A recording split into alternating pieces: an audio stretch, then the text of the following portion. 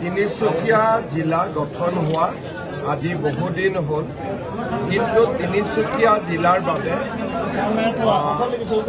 সম্পূৰ্ণভাৱে সুসজ্জিত এটা চাৰ্কিট হাউচৰ বহুদিনীয়া অভাৱ আছিল। তিনিচুকীয়া ডিব্ৰুগড় জিলাৰ মহকুমা থকা অৱস্থাত নিৰ্মাণ কৰা সৰু চাৰ্কিট হাউচ এটাই তিনিচুকীয়া জিলাৰ বৰ্ধিত প্ৰয়োজনীয়তা পূৰণত ব্যৰ্থ হৈছিল। সেইবাবে ৰাজ্য চৰকাৰে তিনিচুকীয়াত এটা নতুন আৱৰ্ত ভৱন 2024 চনৰ 16 মাৰ্চত নিৰ্মাণৰ কাম হাতত লৈছিল। আজি আমাৰ সাংসদ ৰামেশ্বৰ তেলী, মন্ত্ৰী বিমল বৰা, ৰূপেশ গোৱালা, বিধায়ক সঞ্জয় কিষাণ আৰু আমাৰ আন সতীৰ্থসকলৰ সৈতে আমি তিনিচুকীয়াৰ এটা সুন্দৰ আৱৰ্ত ভৱনৰ উদ্বোধন কৰিলোঁ।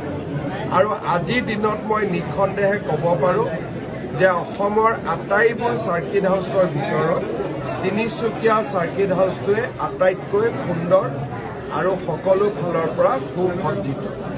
কনভেনশ্যন হল আৰু চাৰ্কিট হাউচ দুয়োটাই একে পৰিসৰতে হোৱা বাবে তিনিচুকীয়া জিলাৰ প্ৰয়োজনীয়তাসমূহ পূৰণ হোৱাত সুবিধা হ'ব।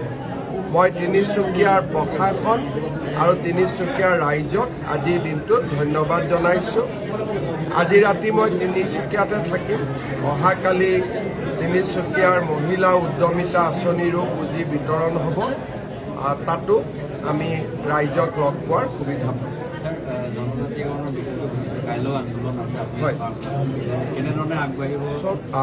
এই বিষয়টোলৈ অসম চৰকাৰে যিখন মন্ত্ৰীসভাৰ গোট গঠন কৰি দিছিলে, এই গোটখনে 25 নৱেম্বৰত নিজৰ প্ৰতিবেদন দাখিল কৰিব। তাৰ পিছত বিধানসভাত প্ৰতিবেদনখন যাব। বিধানসভাই আলোচনা কৰি যিয়ে সুস্থিৰ সিদ্ধান্ত দিব তাকে লৈ আমি আগবাঢ়িব লাগিব। কংগ্ৰেছৰ দিনত বিধানসভাত এটা প্ৰস্তাৱ আছিলে যে জনজাতিকৰণটো এনেকে কৰিব লাগিব যাতে বৰ্তমানৰ বড়ো, ৰাভা, মিচিং, সোণোৱাল কছাৰী তেওঁলোকৰ কোনো অসুবিধা হ'ব নালাগিব। কিন্তু আমি পৰীক্ষা কৰি দেখিছোঁ যে কৰবাত নহয় কৰবাত সুবিধা অসুবিধা থাকিবই। সেইবাবে বিধানসভাৰ প্ৰস্তাৱটো হয়তো কিছু সংশোধনীৰ প্ৰয়োজন হ'ব। সেইকাৰণে আমি 25 নৱেম্বৰলৈকে অপেক্ষা কৰিব লাগিব।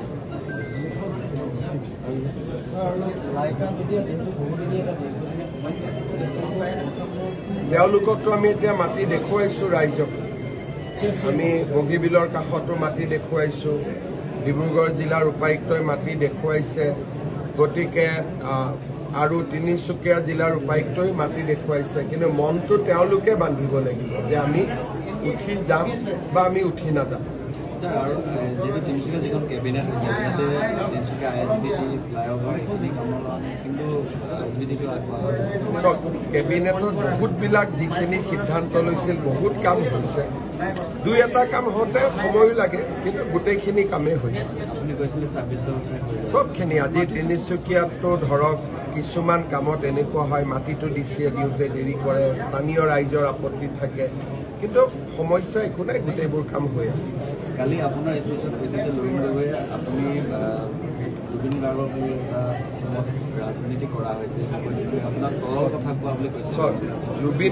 জুবিন গাৰ্গে জীৱিত কালত লুৰিণজ্যোতি গগৈৰ কথা কি কৈ গৈছিল যে এইটো এটা ফটুৱা পাৰ্টি। গতিকে তাৰ পিছত উত্তৰটো মই একো দিব নালাগে। জুবিন গাৰ্গে নিজেই লুৰিণজ্যোতি গগৈ পাৰ্টিটোৰ ওপৰত কৈ গৈছিলে। গতিকে মোৰ আৰু বেলেগ কমেণ্ট দিয়াৰ প্ৰয়োজন নাই। তেওঁৱে যেতিয়া জীৱিত কালত কৈ গৈছে, মই আৰু তাতে কি যোগ বিয়োগ কৰোঁ? মোৰ আৰু একো কৰিবলগীয়া নাই। গতিকে আপোনালোকে চালেই হ'ব। আৰু তৰল মন্তব্য মই কৰা নাই। তেওঁলোকে কি ধৰণে তৰল মন্তব্য যোৱা 10টা দিনত কৰি আছে তাক অসমৰ মানুহে নিজেই দেখিছে। তেওঁ এজন ৰাজনীতি কৰা ব্যক্তি, তেওঁ পোষ্টমৰ্টেম ৰিপৰ্ট কিয় লাগে? আজি ইটো কালি সিটো।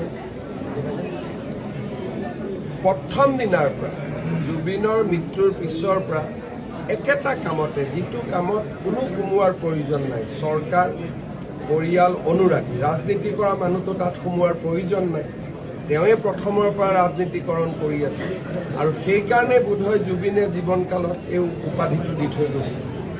सर ये अखिल गोगोई ने भी कहा है जो सरकार के ऊपर उंगली उठाए। अखिल गोगोई तो ऐसे करके आया, उनका तो कोई, हम लोग का जब लोग देहांत होता है पाँव में या उसको प्रणाम करता हूँ, उसको विदा देता हूँ, वहाँ खड़ा होके ऐसे करके आया, मतलब हम पॉलिटिक्स करेगा ही करेगा।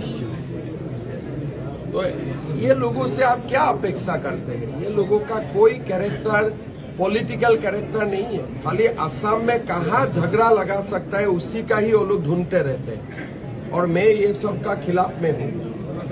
असम में हम अशांति आने नहीं देंगे।